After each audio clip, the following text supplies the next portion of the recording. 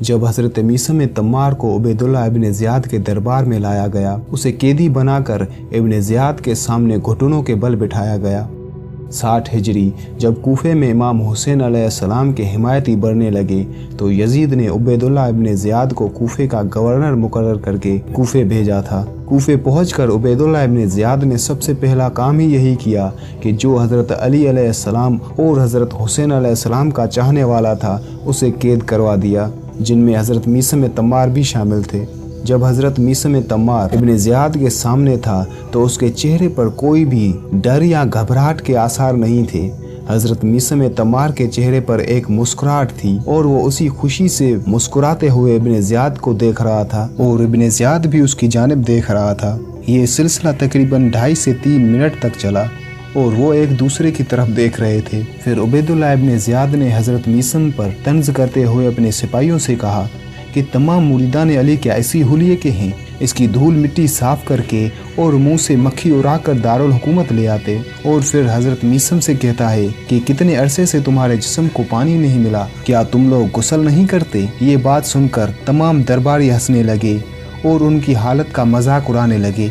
तो हज़रत मीसम ने फरमाया, पहली बात तो ये कि खाक पाक करने वाली चीज़ों में से है और तहारत कर सकती है। दूसरी बात यह कि मक्खी और मच्छर इस जहान में मेरा खून चूस लें, ये कई बेहतर है बनिस्बत के ये कि जिस्म कब्र में सांप और बिच्छुओं की खुराक हो जाए। और तीसरी बात ये कि ये हरामजादे की खासियत होती है कि वो तहरीर और तोहमत के सहारे अपने दुश्मनों को तकलीफ दे, वरना ना तो मैं खाक आलूदा हूँ और ना कोई मक्खी मच्छर मेरे साथ है। हज़रत मीसम के ये अल्फाज सुनकर तमाम दरबारी चुप हो गए और इब्न ज़ियाद गुस्से से लाल हो गया और अपने तख्त से तेजी से उतरकर हज़रत मीसम के चेहरे पर लात मारी, जिसकी वजह से हज़रत मीसम तमाम जख्मी हो गए।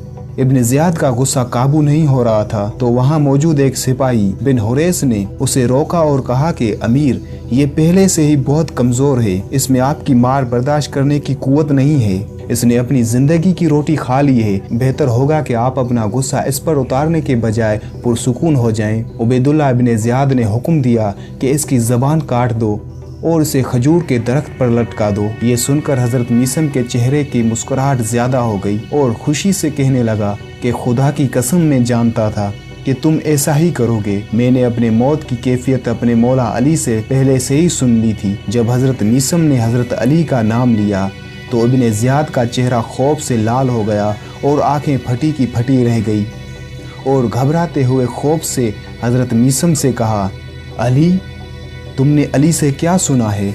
हज़रत मीसम ने कहा, मेरे मौला अली ने फरमाया कि मीसम, तुम्हें मेरी मोहब्बत में कत्ल कर दिया जाएगा, तुम एक बदकार औरत के बेटे के हाथों कत्ल कर दिए जाओगे, तुम्हारी ज़बान मेरे इश्क में काटी जाएगी, तुम्हें सूली पर चढ़ा दिया जाएगा उसी दरख्त पर जिससे तुम रिज़्क खाते हो। ये बात सुनकर इब्न ज़ियाद ने हज़रत मीसम से कहा, ये बिल्कुल झूठ है, आज मैं तुम्हें ऐसी मौत मारूंगा कि अली की पेशन गोही के बिल्कुल मुशाबे ना हो। हज़रत मीसम ने कहा, तुम खुद अली की सच्चाई से वाकिफ़ हो तो बेहुदा बातें मत करो। उसके बाद जब हज़रत मीसम ने हज़रत अली का शान बयान करना शुरू किया तो इब्न ज़ियाद ने हुक्म दिया और अपने सिपाही बिन हुरैस को कहा कि इसका मुंह बंद करो और इसे मेरी आंखों के सामने से ले जाओ और इसे एक अंधेरी काल कोठरी में डाल दो जहाँ ये भूख प्यास और कीड़े मकोड़ों की अजियत से मर जाए। उसके हुक्म के तहत हज़रत मीसम तम्मार को दरबार से बाहर ले जाया गया तो वहाँ भी हज़रत मीसम हज़रत अली अलैहिस्सलाम का शान बयान करता रहा। सिपाहियों ने उसे कैद में डाल दिया। कुछ दिन बाद सिपाहियों को खबर मिली कि मीसम कैद में भी बाज नहीं आ रहा और कैदियों को मौला अली का शान और किस्से सुनाता रहता है। सिपाहियों को हज़रत अली अलैहिस्सलाम की वो पेशन गोही याद ही नहीं रही और उन्होंने वही किया जो इब्न ज़ियाद ने पहले हुक्म दिया था कि अमीर ने कहा था कि इसकी ज़बान काट के इसे खजूर के दरख्त पर लटका दो। हज़रत मीसम तम्मार की ज़बान काटी गई और उसे खजूर के दरख्त पर टांग दिया गया।